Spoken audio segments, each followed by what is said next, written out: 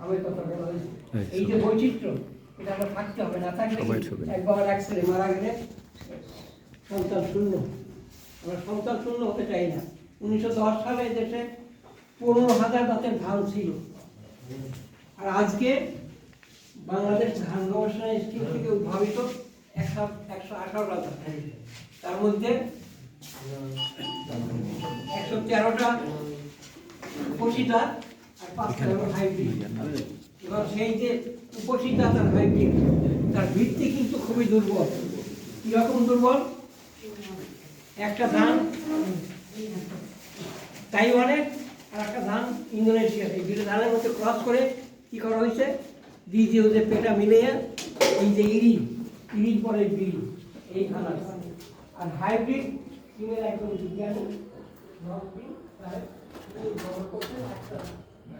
হাইব্রিডের ভিত্তি হবে লঙ্কিং ট্রাইবেল আর ইরি বিড়ি যাই বলি, এটা ওরা কিন্তু ওই ইরি IR5 IR8।